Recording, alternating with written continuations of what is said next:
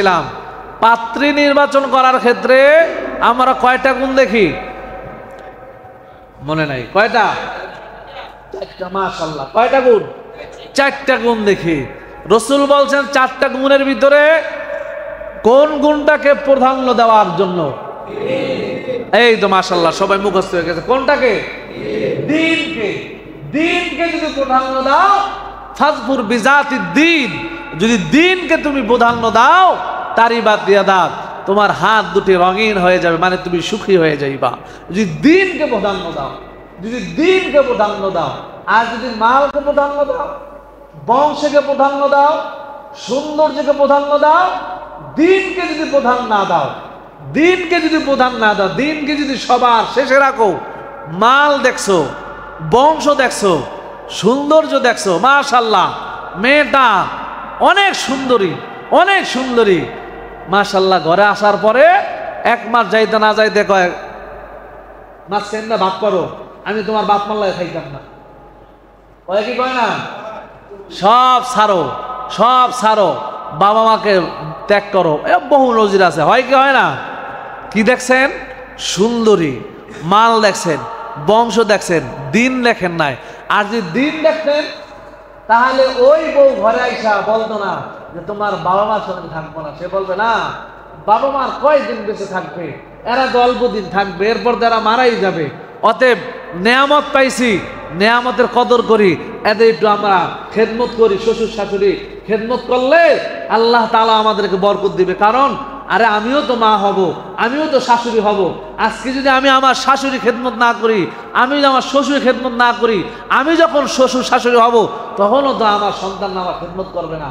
আমার সন্তান যদি বলে না, একটু গুনগুন করে, স্ত্রী যদি দিনদার হয়, বল থাক, সমস্যা কি? মা বাবা এরা বুড়া মানুষ, বুড়া মানুষ, এতে কি হয়েছে, কয়দিনে থাকবে, কয়দিন এরা বাঁচবে। যদি আপনি পাত্রী দেখার ক্ষেত্রে, নির্বাচন করার ক্ষেত্রে দিনকে প্রাধান্য দিতেন, মেয়ে কি বলবে, থাক, মা বাবা বুড়া মানুষ, এরা কয়দিন বাঁচবে, ঠিক না? হায়াত মৌতের কথা, এরা তো বুড়ো হয়ে গেছে, চলে যাবে। এদের সাথে আমরা যদি ভালো ব্যবহার করি, এর উসিলে আল্লাহ তাআলা আমাদের সংসারে বরকত দিবে, ছেলে মেয়েকে মানুষ বানাবে। আর এদের দোয়ায় আমরা যদি ভবিষ্যতে ভালো হইতে পারি। আর যদি আপনি দিনকে প্রাধান্য দেন, তাহলে সব গরমিল সেখানে দেওয়া হবে, সব গরমিল কি হবে, সেখানে গিয়ে হবে। দেখেন না, 8 মাস পরে গলায় রশি, 1 বছর পরে গলায় রশি, মাইরা ঘরের ভিতরে রাখা চলে গেছে, শ্বশুর শাশুড়ি সবাই মিলা মারছে মেয়েকে যৌতুকের জন্য। ঘটনা ঘটছে কি করে নাই? জামাই দেখছে ইটালি পার্টি, 5 তলা বাড়ি আছে, কোটি কোটি টাকা কামাই করে, কিন্তু ছেলের ভিতরে দিন আছে কিনা এটা বুঝে না। টাকা দেখছে, মাল দেখছে, বংশ দেখছে। 2 দিন পর টাকাওয়ালাও বউ রেখে, যা তোর বাহার বাড়ি তোর যৌতুক নিয়ে আয়। এরপরে সবাই মিল্লা মারে, মেয়ে সহ্য করতে না পারে আত্মহত্যা করে, গলায় ফাঁস দেয়। করে কি করে না? বলেন, করে কি করে না? করে। কারণটা কি বলেন? কারণটা কি? এই বিয়ায় শুরু থেকেই রসুলের কি ছিল না? তরিকা ছিল না। কি ছিল না? রসুলের তরিকা ছিল না। যদি রসুলের তরিকা থাকতো, তাহলে এরকম অঘটন ঘটতো না। আপনাদের চোখের ভিতরে আপনারা দেখেন, যারা রসুলের তরিকা করছে, এদের ভিতরে এরকম নাই। এখন আমরা বিবাহ করলাম, রসুল বলছেন, এই 2 জুমায় বলছি 4টা গুণ দেখবেন। আজকে আর একটা হাদিস আপনাদেরকে বলছি, 4টা গুণ তো দেখবেনই, আরো একটা গুণ রসুল বলছেন, যেটা হলো তাজাওয়াজুল ওয়াদুদাল ওয়ালুদা ফাইন্নী মুকাসিরুম বিকুমুল উমাম। এ উম্মতেরা, তোমরা যখন বিবাহ করতে যাইবা, মেয়ের ভিতরে 2টা গুণ লক্ষ্য করবা। একটা গুণ হলো মেয়ের মা বোন যারা আছে, তারা অতি ভক্তি করে কিনা, স্বামীদেরকে ইজ্জত করে কিনা, কি করে কিনা, স্বামীদেরকে ভক্তি করে কিনা। বুঝেননি?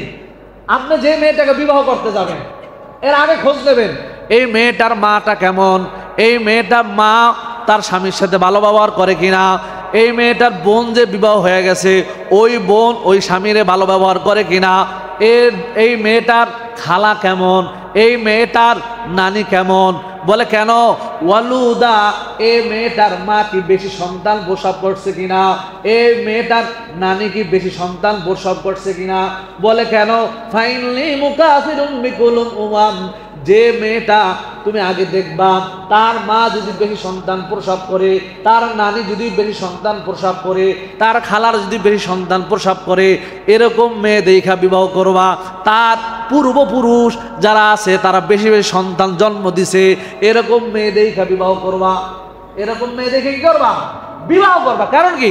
ফাইল্লে মুকাসিরুম বিকুমুল উমাম, কিয়ামতের ময়দানে আমি রাসূল সব নবীদের সামনে আমি আমার উম্মতদেরকে নিয়ে গর্ব করব। আমার উম্মত বেশি, আমার উম্মত বেশি, আমার উম্মত বেশি। এই জন্য বিবাহ করার ক্ষেত্রে লক্ষ্য করবা কোন মেয়েটার মা নানিরা খালারা বেশি সন্তান প্রসব করছে। আলহামদুলিল্লাহিল্লাযী আহসানা তাদবীরাল কায়নাত ফাখালাকাল আরদা ওয়াস সামাওয়াত وأنزل الماء الفرات من المعصرات فأخرج به الحب والنبات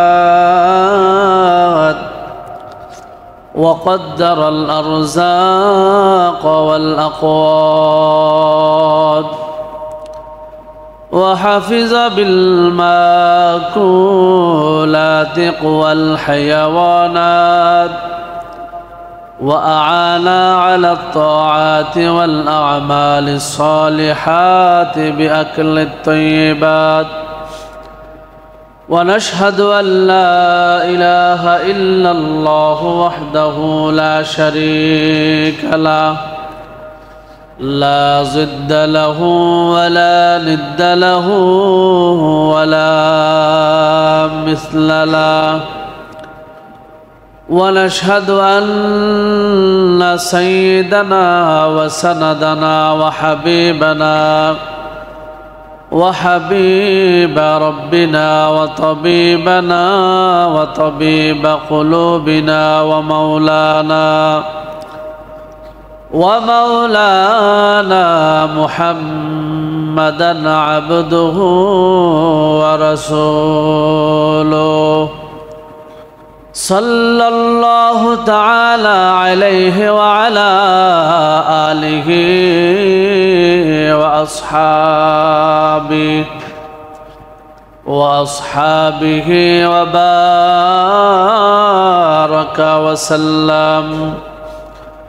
وبارك وسلم تسليما كثيرا كثيرا الذي أرسله الله تعالى بالحق بشيرا ونذيرا وداعيا إلى الله بإذنه وسراجا منيرا أما بعد فأعوذ بالله من الشيطان الرجيم بسم الله الرحمن الرحيم يا أيها الناس اتقوا ربكم الذي خلقكم من نفس واحدة وخلق منها زوجها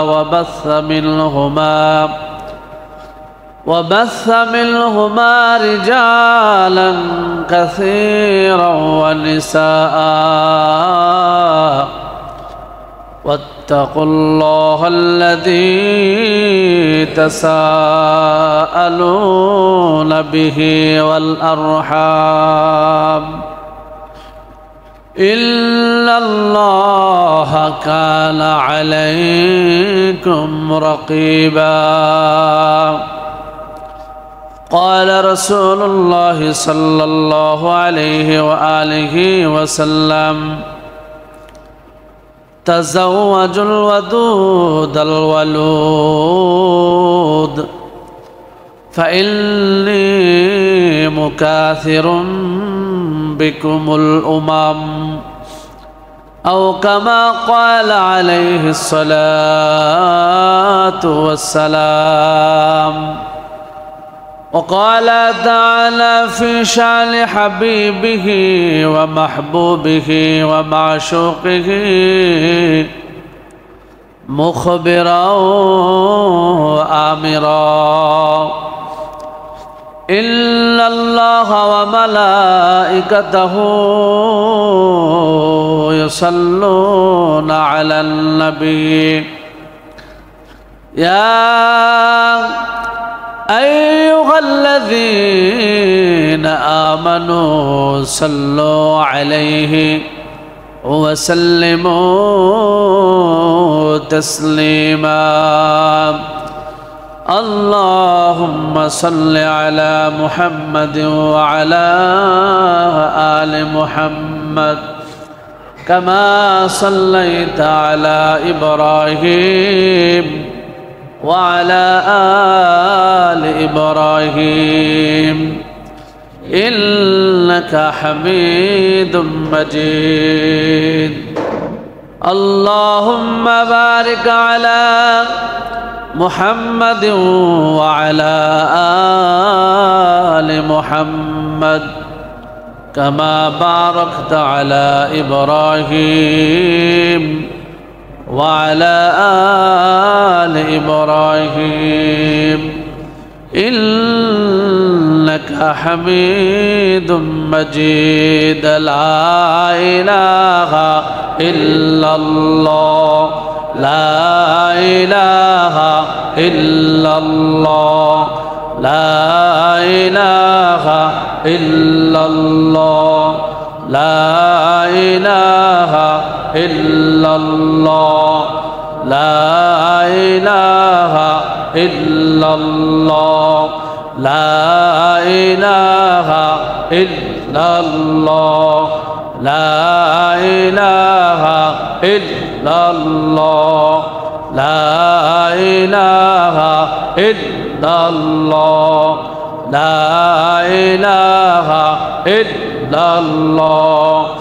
لا إله إلا الله لا إله إلا الله لا إله إلا الله لا إله إلا الله لا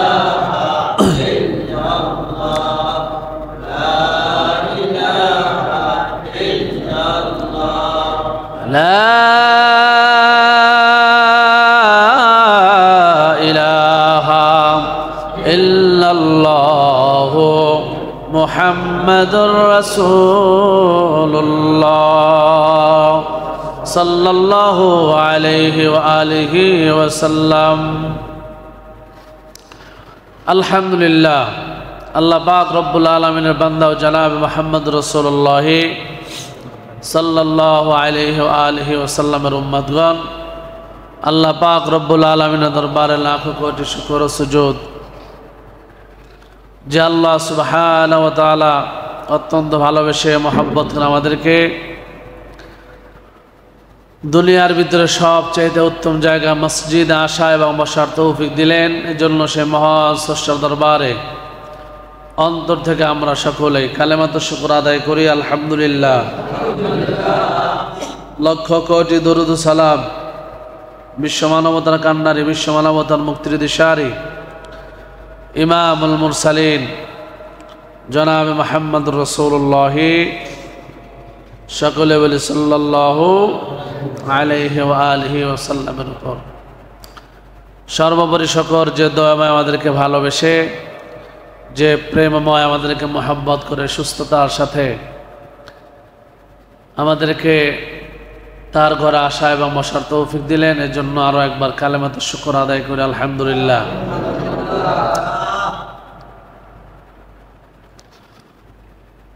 দুনিয়ায় আমাদের যত কাজ হবে সমস্ত কাজ রাসূল আকরাম সাল্লাল্লাহু আলাইহি ওয়াসাল্লামের তরিকা মতে হতে হবে। কার তরিকায়? নামাজ পড়লে নামাজ পড়তে হবে কার তরিকায়? বান্দা পর্দা করবে কার তরিকায়? রোজা রাখবে কার তরিকায়? হজ করবে কার তরিকায়? জাকাত দিবে কার তরিকায়? হ্যাঁ, মোট কথা যত নেক আমলের কাজ আছে সমস্ত নেক আমলের কাজ করতে হবে কার তরিকায়? নামাজ পড়ার ভিতরে যদি রসুলের তরিকা না থাকে ওই নামাজ আল্লাহ তাআলার কাছে কবুল হবে না। পর্দার ভিতরে যদি রসুলের তরিকা না থাকে ওই পর্দা আল্লাহ তাআলার কাছে গ্রহণযোগ্য। হজ করার ক্ষেত্রে যদি রসুলের তরিকা না থাকে ওই হজ আল্লাহ তাআলার কাছে কবুল। আপনি যে কোনো ন্যাক আমল করবেন ওই ন্যাক আমলের ভিতরে যদি রসুলের তরিকা না থাকে তাহলে কোনো ন্যাক আমলই আল্লাহ তাআলার কাছে কি হয় না? বলেন বলেন কি হয় না? বলে নামাজের ভিতরে আমরা আখিরি বৈঠকে কি পড়ি? তাশাহুদের পরে কি পড়ি? দুরূদ শরীফ পড়ি। কেন পড়ি জানেন? পড়ার কারণ হলো দুরূদ শরীফ না পড়া পর্যন্ত নামাজ আল্লাহ তাআলার কাছে কবুল হয় না। বান্দা যখন দুরূদ শরীফ পড়ে এর আগ পর্যন্ত নামাজ আল্লাহ তাআলার কাছে কি ঝুলন্ত অবস্থা থাকে।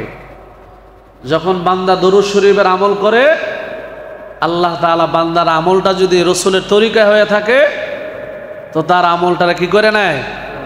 কবুল করে নেয়। এই জন্য প্রত্যেকটা কাজের ভিতরে কার তরিকা থাকতে হবে? বলেন বলেন। রসুলের তরিকা না থাকলে ওই কাজ আপনি যতই করেন আল্লাহ তাআলার কাছে গ্রহণযোগ্যতাও হবে না, কবুলও হবে না, আর ওই কাজ করার ভিতরে কোনো ফায়দাও নাই। যে কাজে রসুলের তরিকা নাই ওই কাজে কি নাই? বলেন বলেন। ওই কাজে কোনো কি নাই? বরকতও নাই, ফায়দাও নাই। তার মানে যে কাজে বরকত নাই, ফায়দা নাই, তার মানে ওই কাজ করা আমাদের দ্বারা কোনো দরকারও। যে কাজ দ্বারা বরকত নাই, ফায়দা নাই, তাই ওই কাজ করার লাভ কি আমাদের? তার মানে রসুলের তরিকায় না হলে সেটা হয় কার তরিকায়? অন্য কোনো তরিকা হয়তো কি বলেন? রসুলের তরিকায় হয় না, কার তরিকা হয়? এখন আপনি যদি বলেন পর্দা আপনাদের করার দরকার আছে না নাই? পর্দা করার দরকার আছে না নাই?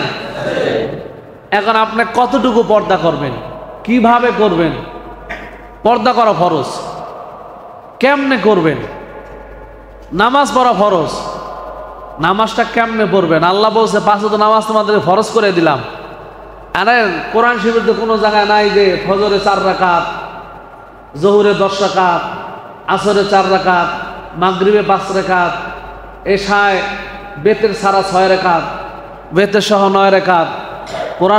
কোরআনে তো নাই, আছে নাকি? নাই। তাহলে আপনি কোথায় যাবেন? তো রসুল কেমনে নামাজ পড়ছে? আল্লাহ নামাজে হুকুম করছেন নামাজ পড়ো, আমি নামাজ পড়বো। কেমনে পড়বো? এটা কার তরিকায় পড়বো? এখন কি আমার মন মতো পড়তে বলছে আমি নামাজ পড়া শুরু করলাম? আল্লাহ নামাজ পড়তে বলছে আমি নামাজ পড়া শুরু করলাম, হবে? বলে না, আমি তোমাদের মাঝে যাকে প্রেরণ করলাম উনি তোমাদেরকে যেভাবে শিখাইতেছেন, শিখাইয়া গেছেন, তার মতো পড়ো, তার তরিকায় পড়ো। তোমার মতো পড়লে নামাজ। এখন আপনি যদি করেন নামাজ পড়া তো সওয়াবের কাজ।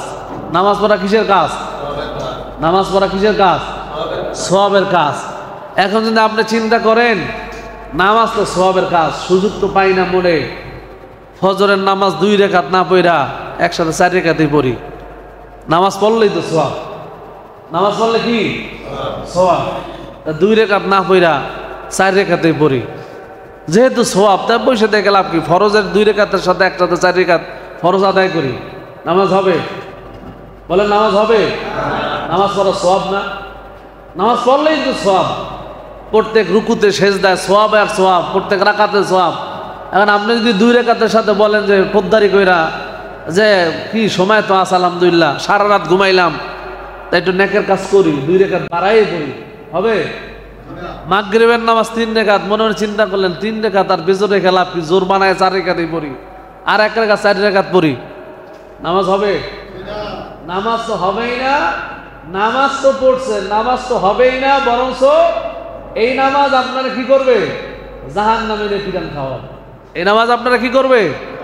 জাহান্নামে নিয়ে মার খাওয়াবে। কারণ কার তরিকা নাই? বলেন বলেন, কার তরিকা নাই? রসুলের তরিকা নাই। রসুল 3 রাকাত পরে দেখাইছে, 3 রাকাতই পড়তে হবে। পর্দা করা ফরজ, কেমনে করবেন? নিয়ম আছে না নাই? রসুল কেমনে করছেন? রসুল মহিলাদেরকে কেমনে পর্দা করাইছেন? আম্মাজান আয়েশা সিদ্দিকা রাদিয়াল্লাহু তাআলা আনহা, আরো আম্মাজান যারা আছেন, এরা কেমনে পর্দা করছেন?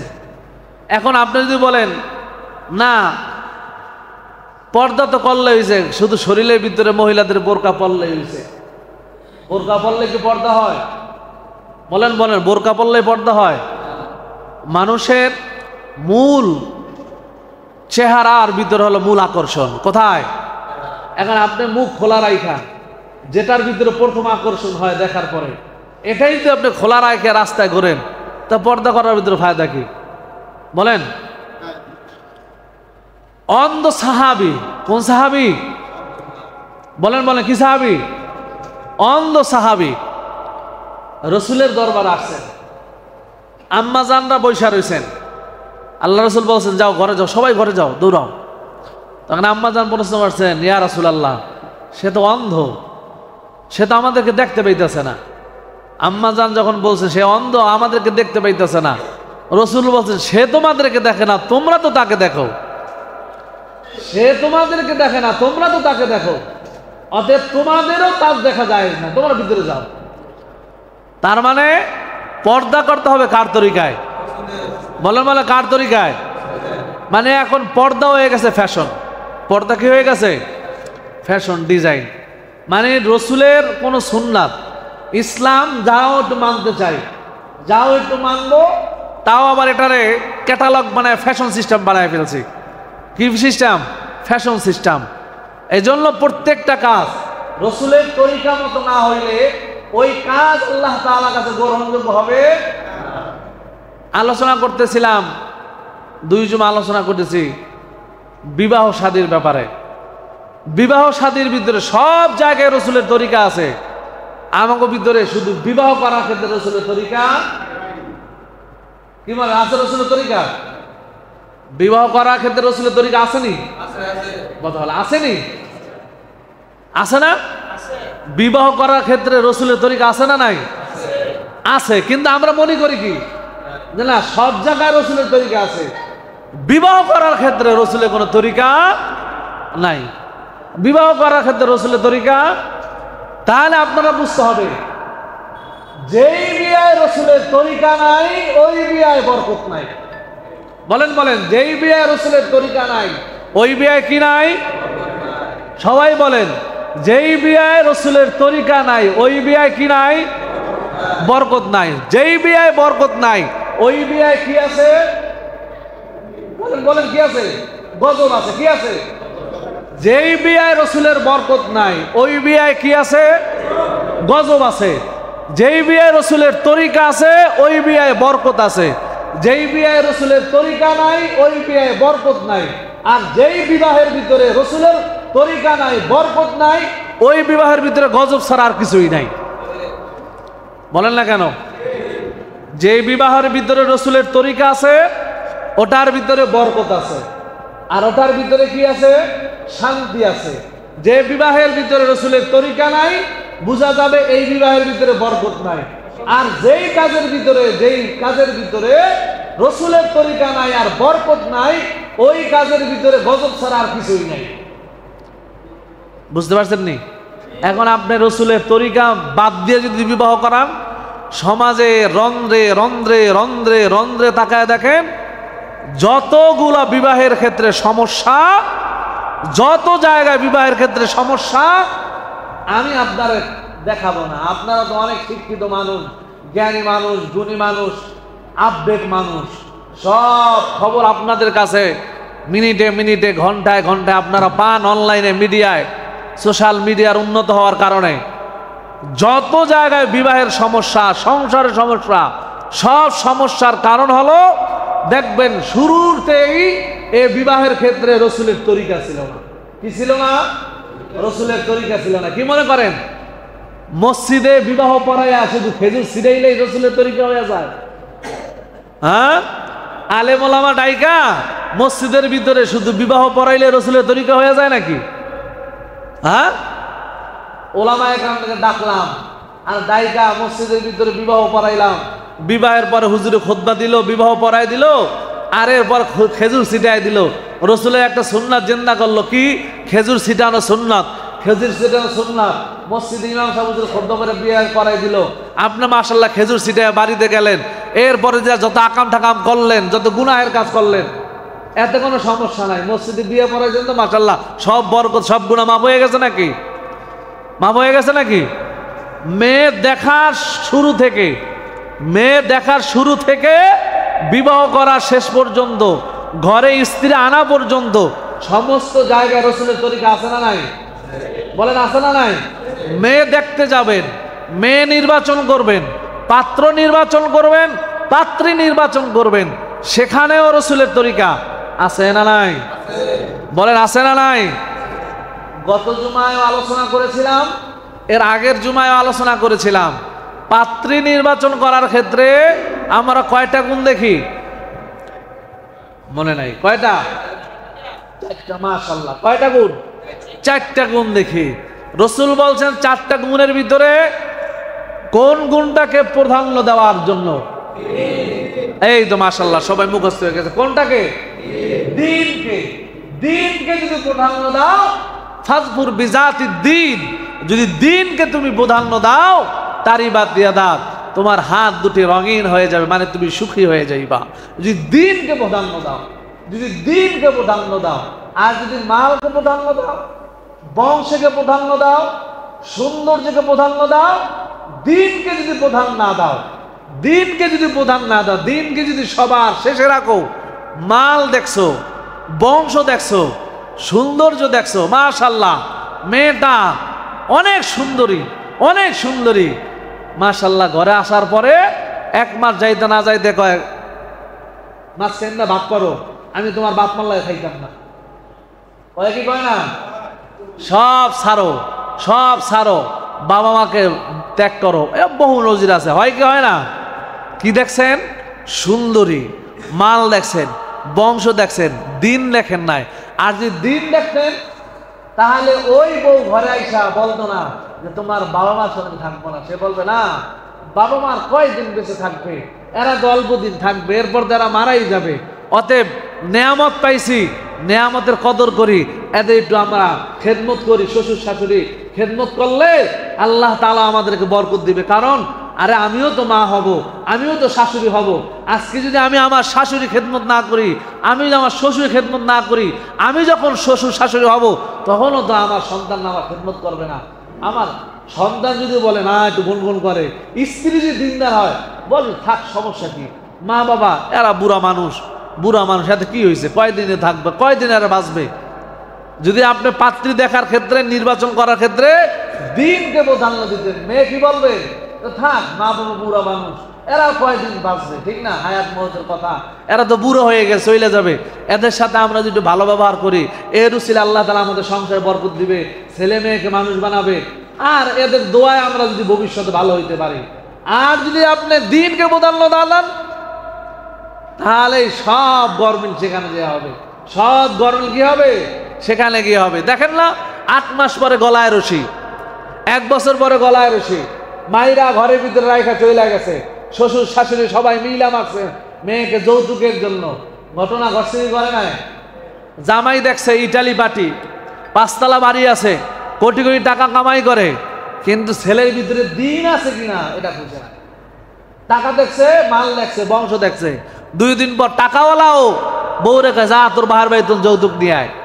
এরপরে সবাই মিল্লা মারে, মেয়ে সহ্য করতে না পারে আত্মহত্যা করে, গলায় ফাঁস দেয়।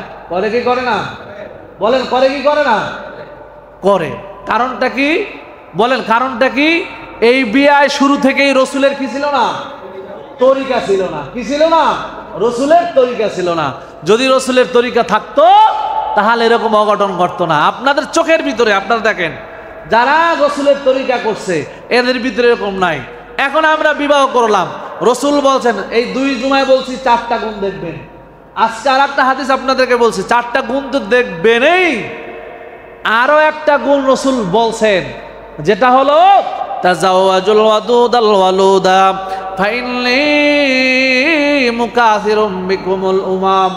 এ উম্মতেরা, তোমরা যখন বিবাহ করতে যাইবা মেয়ের ভিতরে 2টা গুণ লক্ষ্য করবা। একটা গুণ হলো মেয়ের মা বোন যারা আছে তারা অতি ভক্তি করে কিনা, স্বামীদেরকে ইজ্জত করে কিনা। কি করে কিনা? স্বামীদেরকে ভক্তি করে কিনা। বুঝেননি? আপনি যে মেয়েটাকে বিবাহ করতে যাবেন এর আগে খোঁজ নেবেন এই মেয়েটার মাটা কেমন, এই মেয়েটার মা তার স্বামীর সাথে ভালো ব্যবহার করে কিনা, এই মেয়েটার বোন যে বিবাহ হয়ে গেছে ওই বোন ওই স্বামীরে ভালো ব্যবহার করে কিনা, এই মেয়েটার খালা কেমন, এই মেয়েটার নানি কেমন। বলে কেন? ওয়ালুদা, এই মেয়েটার মা কি বেশি সন্তান প্রসব করছে কিনা, এই মেয়েটার নানি কি বেশি সন্তান প্রসব করছে কিনা। বলে কেন? ফাইনালি মুকাসিরুম বিকুলুম উমাম, যে মেয়েটা তুমি আগে দেখবা তার মা যদি বেশি সন্তান প্রসব করে, তার নানি যদি বেশি সন্তান প্রসব করে, তার খালার যদি বেশি সন্তান প্রসব করে, এরকম মেয়ে দেখা বিবাহ করবা। তার পূর্বপুরুষ যারা আছে তারা বেশি বেশি সন্তান জন্ম দিছে, এরকম মেয়ে দেখা বিবাহ করবা। এরকম মেয়ে দেখে কি করবা? বিবাহ করবা। কারণ কি? ফাইনালি মুকাসিরুম বিকুমুল উমাম, কিয়ামতের ময়দানে আমি রাসূল সব নবীদের সামনে আমি আমার উম্মতদেরকে নিয়ে গর্ব করব। আমার উম্মত বেশি, আমার উম্মত বেশি, আমার উম্মত বেশি। এই জন্য বিবাহ করার ক্ষেত্রে লক্ষ্য করবা কোন মেয়েটার মা নানিরা খালারা বেশি সন্তান প্রসব করছে, তাহলে বোঝা যাবে এই মেয়েটাও বেশি সন্তান ডেলিভারি দিতে পারবে। সিরিয়াল, রাসূল বলছে সিরিয়াল দেখো।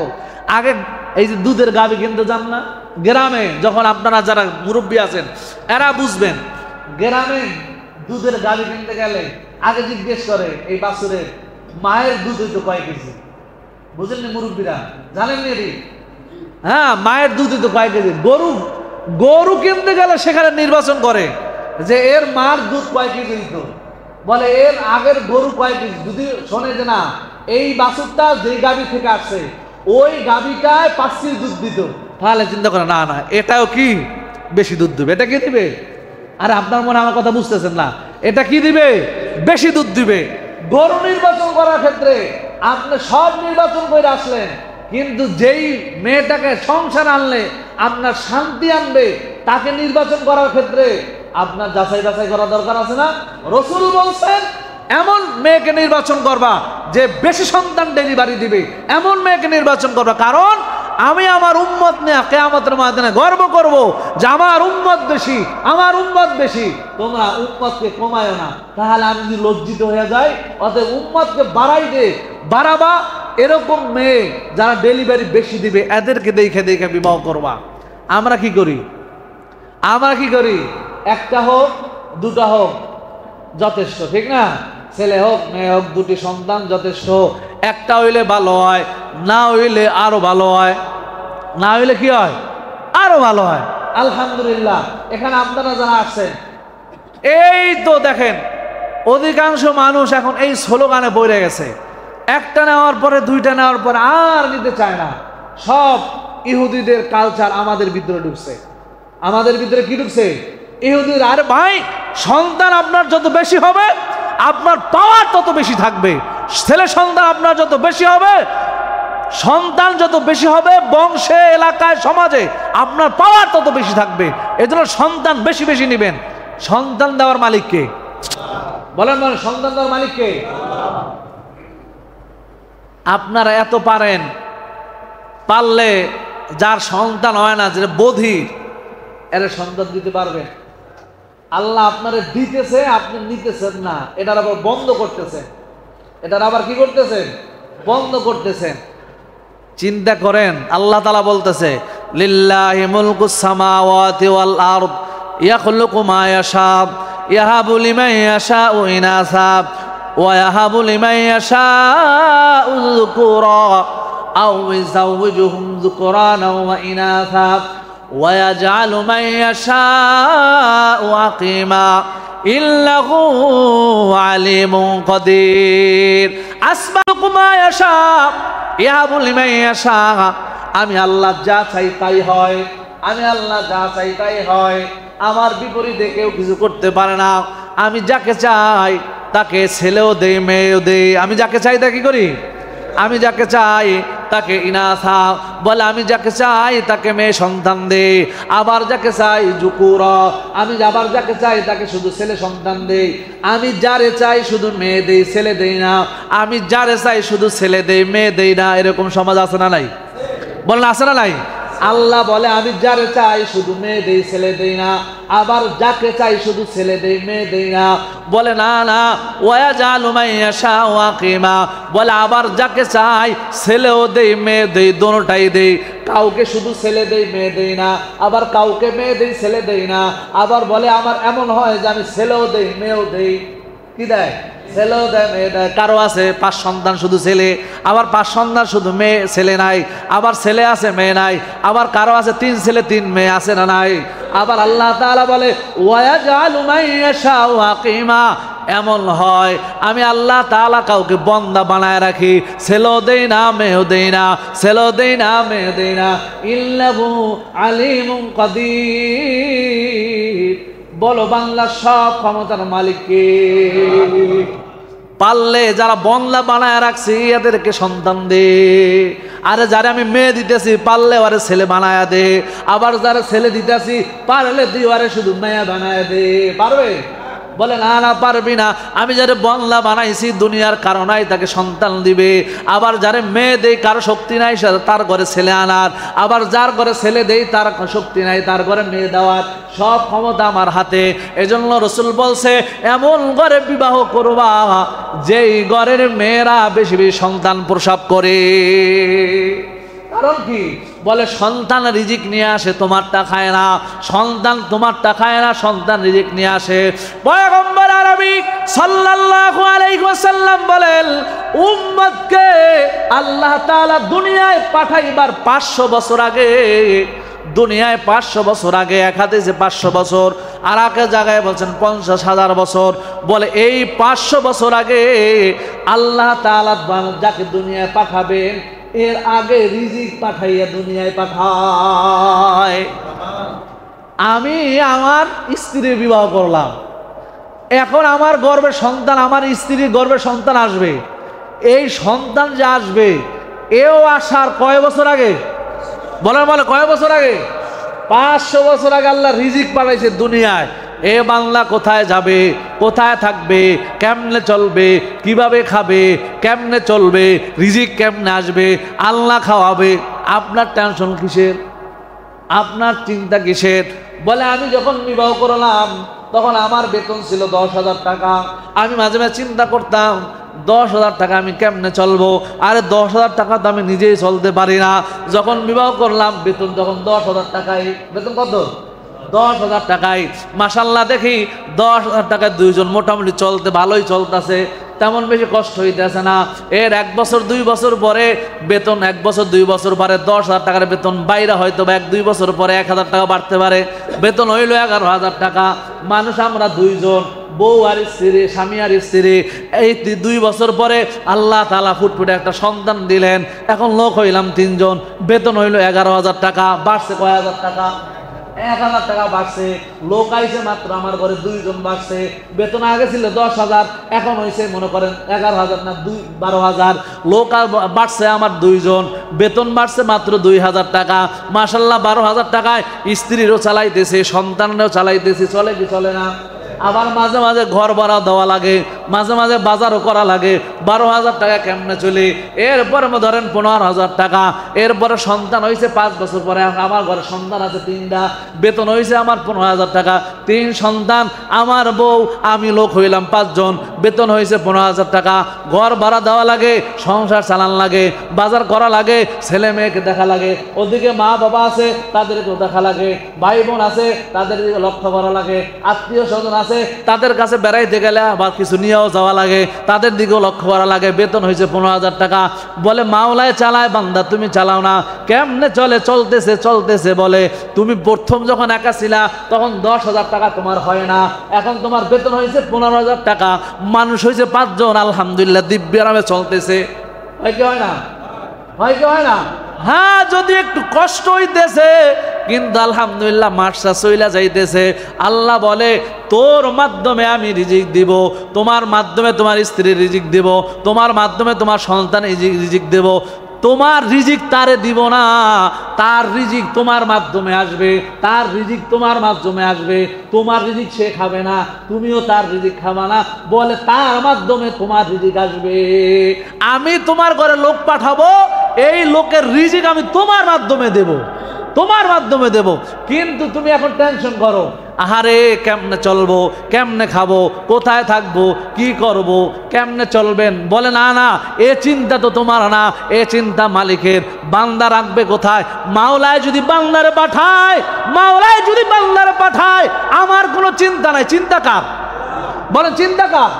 আরে আমার কাজ আমি করব, মালিকের কাজ মালিকে করবে। আমার কাজ হলো সুন্নাত তরিকায় বিবাহ বন্ধনে আবদ্ধ হওয়া, আমার কাজ হলো সুন্নাত তরিকায় আমার সবকিছু করা। এরপরে ছেলে সন্তান যদি হয় আলহামদুলিল্লাহ, মালিক যদি দেওয়ার ইচ্ছা মনে করে মালিক দিবে, রিজিকের ব্যবস্থাও আমার মালিক করবে। কে করবে? বলেন বলেন, রিজিকের ব্যবস্থা কে করবে? রিজিকের মালিক কে? এই সবাই বলেন, রিজিকের মালিক কে? ওয়া মা মিন দাব্বাতিন ফিল আরদি ইল্লা আলাল্লাহি রিজকুহা। দিব শেষ করে। ওয়া মা মিন দাব্বাতিন ফিল আরদি ইল্লা আলাল্লাহি রিজকুহা। জমিনের ভিতরে যত প্রাণী দেখো, মানুষ ছাড়া যত দাব্বা দেখো, দাব্বা মানে চতুষ্পদ জন্তু, যত জন্তু আছে, যত জীব জন্তু আছে, এই দাব্বাগুলো দেখো, এগো ব্যাংক ব্যালেন্স নাই। ব্যাংক ব্যালেন্স আছে, খানা জমায় রাখে, বলে না না সকালবেলা বাসা থেকে বের হয়, দেখো তাকাইয়া দেখো বিকেল বেলা আবার কত সুন্দর কইরা নিজে খাওয়া দাওয়া কইরা নিজের পেটটাকে ভইরা আবার বাচ্চার জন্য খাবার নিয়ে আসে। আরে অন্য অন্য জীব জন্তুকে যদি আমি মালিক খাওয়াইতে পারি, এ আশরাফুল মাখলুকাত, তোরা হলে আমার কাছে সর্বশ্রেষ্ঠ দামি মানুষ, তোদের মতো দামি আর কোনো মানুষ নাই। দুনিয়ার সব প্রাণীরা যদি সকালবেলা না খেয়ে বের হইতে পারে, সন্ধ্যাবেলা যদি পেট ভইরা ঘরে আসতে পারে, তাদের ব্যাংক ব্যালেন্স নাই, তারা কোনো চিন্তাও নাই, প্রতিদিনের খাবার প্রতিদিন তাদের কাছে পৌঁছাই যাইতে আছে। তোরা হলে আমার আশরাফুল মাখলুকাত, শ্রেষ্ঠ মানুষ, তোমাদের ব্যাংক ব্যালেন্স আছে, কত জায়গা আছে, জমি আছে, টাকা আছে, পয়সা আছে, এরপরেও কেন চিন্তা করো যে তোমার মাধ্যমে দুনিয়ায় আমি যদি কোনো বনি আদম পাঠাই, সে কেমনে না খায়া থাকবে? আরে আমি চিন্তা করি আমার একটা সন্তান আসবে, এ খাবেটা কি? এর বেটা খাবেটা কি? এ চিন্তা তো তোমার না, এ চিন্তা তো মালিকের। মালিক বান্দা পাঠাইবে, চিন্তা তার। আমার বান্দা খাবে কি, আমার বান্দা থাকবে কোথায়, এ চিন্তা তোমার আর আমার না, এ চিন্তা মালিক করবে। আমার চিন্তা আমি করব। আমার চিন্তা কি? রসুল বলছে উম্মত বাড়াও, আমার কাজ উম্মত বাড়ানো। আর মালিক যদি মনে করে না আমার বান্দার আমি খাওয়াবো, পাঠানোর আগে রিজিক পাঠাইতেছে, তা আমার সমস্যা কি? আরে আমি সৌদি আরব যাব, কি বলে, আমি সৌদি আরব যাব, আর কেউ যদি আমার আগে অগ্রিম ভিসা দেয়, সেখানে হোটেল ভাড়া দেয়, সব কিছু দিয়ে দেয়, আমার যেতে সমস্যা আছে? আপনার যদি কেউ বলে তুমি আমেরিকা যাও, তোমার ভিসা, টাকা পয়সা, চলাফেরা যা কিছু আছে সব আগে পাঠাই দেওয়া হয়েছে, তোমার কোনো সমস্যা নাই, আপনার টেনশন আছে? আল্লাহ বলতেছে, রসুল বলতেছে, আমি বান্দা দুনিয়া পাঠাবার আগে 500 বছর আগে রিজিক পাঠিয়ে দিছি, তো আমার সন্তানের সমস্যা কি? আমার তো আমার আরো গৌরব, সন্তান আসবে, আল্লাহ রিজিক পাঠাইছে, আমার মাধ্যমে আসবে, আমি একটু চেষ্টা করব, আমার মাধ্যমে আল্লাহ রিজিক দিবে। কিন্তু আমার সন্তান আসলে তো আমারই লাভ, আমার বংশ বৃদ্ধি হবে, আমার শক্তি বাড়বে, ছেলে সন্তান আসলে আমার শক্তি হবে, মেয়ে সন্তান আসলে আমার শক্তি হবে, আমার বংশ বৃদ্ধি পাবে, পাবে না? তা আমারই তো লাভ। কেন আমি সন্তান আমি আজকে বন্ধ করে দেব? কেন বন্ধ করবো? হ্যাঁ, জানেন না, অনেক ষড়যন্ত্র, অনেক ষড়যন্ত্র। কোন ইহুদিরা সন্তান কি করে না? জন্ম নিয়ন্ত্রণ করে না। খোঁজ নিয়ে দেখেন, এই যে জন্ম নিয়ন্ত্রণ যে করছেন, যিনি শুরু করছেন, তাদের খবর নেওয়া দেখেন, যারা এরা কাজ করতেছে তাদের দিকে খেয়াল রেখে দেখেন যে জন্ম নিয়ন্ত্রণের কাজ শুধু মুসলমানদের ভিতরে চলতেছে, মুসলমানদের ভিতরে চলতেছে। মুসলমানদের ভিতরে চলতে, কারণ মুসলমান কম থাকুক, মুসলমান কম থাকুক, মুসলমান যেন বাড়তে না পারে, মুসলমান যেন বাড়তে না পারে। ভবিষ্যতে ইহুদি প্রজন্ম এ দেশ, এ সারা ওয়ার্ল্ড পরিচালনা করবে। এজন্য জন্ম নিয়ন্ত্রণ দিয়া মুসলমানদের মাথার ভিতরে এমন কিছু ঢুকায়া দিছে, এমন বিষ ঢুকায়া দিছে, মুসলমান এটার ভিতরে দৌড়াইতেছে। অথচ তাকায় দেখেন, কোন বিশ্বের ভিতরে তাকান, অধিকাংশ রাষ্ট্রের ভিতরে তাকান, সমস্ত রাষ্ট্রের ভিতরে আমেরিকা বলেন, লন্ডন বলেন, যত উন্নত রাষ্ট্রের ভিতরে আছে দেখবেন সিজারের সংখ্যা খুবই কম। সমস্ত মহিলারা নর্মাল ডেলিভারি করে, কিন্তু আমাদের মুসলমানদের ক্ষেত্রে এই বলেন সিজারের প্রজন্মটা বেশি। কারণ সিজারে সন্তান নিলে, একটা দুইটা নিলে এরপরে রিস্ক থাকে, এজন্য সন্তানকে এভাবে দিয়ে দিছে। আর আমরা আলহামদুলিল্লাহ মুসলমান এভাবে ঢুকতেছি, মুসলমান আস্তে আস্তে নিধন করে দেওয়ার পরিকল্পনা চলতেছে জন্ম নিয়ন্ত্রণের মাধ্যমে। এটা হলো একটা ইহুদিদের ষড়যন্ত্র, আর ইহুদিদের ষড়যন্ত্র আমরা মুসলমান দৌড়াইতেছি। আপনার সন্তান বাড়বে, রসুল বলছে উম্মত বাড়াও, উম্মত বাড়াও। কিয়ামতের ময়দানে আমি আমার উম্মত নিয়ে গর্ব করব, সমস্ত নবী রাসূলের মাধ্যমে সামনে দাঁড়ায় বলবো আমার উম্মত বেশি, আমার উম্মত বেশি। এমন ঘরে বিবাহ করো যে ঘরে মেয়েরা বেশি বেশি সন্তান প্রসব করতে পারবে। হ্যাঁ বলবেন হুজুর খালি সন্তান নিলেই হবে, স্ত্রী দিয়ে খেয়াল করতে পারবেন না? শরীয়ত এতটা আপনার উপরে বোঝা চাপায়া দেয় নাই। বলে কখন সন্তান নেবেন, কতটুকু নেবেন, সন্তান পালন করার ক্ষেত্রে সন্তান কতটুকু, কয় বছর দুধ পান করবে, তারপরে কতটুকু সময় নিয়ে আপনি সন্তান নেবেন। আরে আমার মালিক যদি চায় যে সন্তানের পরে 5 বছর পর আপনার সন্তান দিবে, জিম্মাদারি কার হাতে? আল্লাহর হাতে। আর যদি মালিক চায় যে না 1 বছর পর সন্তান দেবে, দুনিয়ার সবাই যদি ফিরাইতে চায়, পারবে ফিরাইতে? পারবে ফিরাইতে? আপনি যত ফিরাইতে চাইবেন, আল্লাহ তাআলা কয় আমার বিরুদ্ধে তোরা লাগবি, আমি এমন দেখাই দিন যে একসাথে 5টা ওয়াই দিন, একসাথে 7টা আম, তুই নিবি একটা, আমি একসাথে দিন তোর 5টা। ফিরাইবেন কেমন আপনি? মালিকে যদি চায় ফিরাইতে পারবেন? মালিক চাইলে ফিরাইতে পারবেন? দেখেন না মাঝে মাঝে একসাথে 7টা হয়। মনে করে চিন্তা করছে একটা নেব, 2টা নিয়ে বন্ধ করে দিন, আল্লাহ তোরে দেখাই দেয় একসাথে তোর 7টা দিয়ে দিলাম। এখন কেমনে বন্ধ করবা? মালিকে পারে, মালিকে কি পারে। মুসা আলাইহিস সালামের জমানায় 9টা গজব আসছে। কয়টা? 9টা গজব আসছে মুসা আলাইহিস সালামের জমানায়। একটা গজব আসছিল ব্যাং, ব্যাং, ব্যাং চিনেন আপনারা? ব্যাঙের গজব আসছে। খাইতে গেলে ব্যাং, হইতে গেলে ব্যাং, যেখানে পোশাকের ভিতরে ব্যাং, পকেটের ভিতরে ব্যাং, জোতার ভিতরে ব্যাং, খালি ব্যাং আর ব্যাং, সারা দেশে ব্যাং, ব্যাং ছাড়া কোনো গজব, যেখানেই ব্যাং। বলে গজবটা ব্যাং মারিয়ে নেবেন, বলে না, বলে ব্যাঙের সামনে আছে, ও পাড়া দিছে, ওইটা পাইছ দিয়ে আরেকটা বাইরেছে, ওইটা পাড়া দিছে, ওইটা পাইছ দিয়ে আরেকটা বাইরেছে। মানে ব্যাঙের গজব বুঝেননি? মারবেন কয়টার আপনি? বলে যেইটারে মারতে গেছে এইটারে পাড়া দিছে, যেটা পিঠে মারছে ওইটা দিয়ে আরেকটা বাইরেছে, আমার ওইটা মারছে, ওইটা দিয়ে আরেকটা বাইরেছে। কয়টা মারবেন আপনি? একটারে মেরে তো খুলে দিতে পারবেন না। আল্লাহ গজব দিলে, আল্লাহ যদি শুরু করে, কার ক্ষমতা আছে ফিরানে? ক্ষমতা আছে কারো? এই জন্য রসুল বলছে উম্মত বাড়াও, রিজিক দিবেন আল্লাহ। রিজিক দিবেন কে? হ্যাঁ, আপনার স্ত্রী যদি অসুস্থ থাকে, অনেক কথা এই ব্যাপারে, আপনার স্ত্রী যদি অসুস্থ থাকে সেক্ষেত্রে রমা এখন পরামর্শ নেবেন, হুজুর যে কি করা চাই, আমার স্ত্রী তো অসুস্থ, সন্তান তো একটার পরে এখন অনেক অসুস্থ হয়ে গেছে, নিতে পারতেছে না, সেখানেও মাসালা আছে না নাই? বলেন আছে না নাই? ইসলাম অনেক সহজ, একটু দেখেন ইসলাম অনেক সহজ, ইসলামে নাই এমন কিছু নাই। তখন ইসলাম বলবে হ্যাঁ ঠিক আছে, আপনি একটু রোগসুখ নেন, আপনার স্ত্রীকে খাওয়ায়া দাওয়ায়া কয়েক বছর সময় দিয়ে তারা সুস্থ করেন, সেজন্য একসাথে আবার কয়েকটা নিতে পারে। বলে না যে লাগাতার নেন, বলেছে না, সেখানেও ইসলাম শরীয়ত বলছে না, আপনার স্ত্রী যদি অসুস্থ হয়ে পড়ে সেক্ষেত্রে রোগসুখ আছে, একটু তাকে সুস্থ করেন, যেন সন্তান ডেলিভারি মাই মরে যায়, তাহলে লাভ হইল কি বলেন? এই জন্য তার দিকে খেয়াল করার দরকার আছে না নাই? অবশ্যই আছে। আল্লাহ তাআলা আমাদের সবাইকে প্রত্যেকটা কাজে রসুলের তরিকা অনুযায়ী করা তৌফিক দান করুক, বলেন আমিন। আর যে বলে আমিন।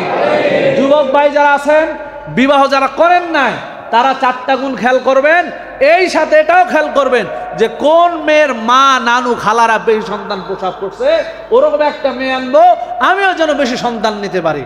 আল্লাহ তাআলা আমাদেরকে কবুল করুক, বলেন আমিন। আর যে বলে আমিন।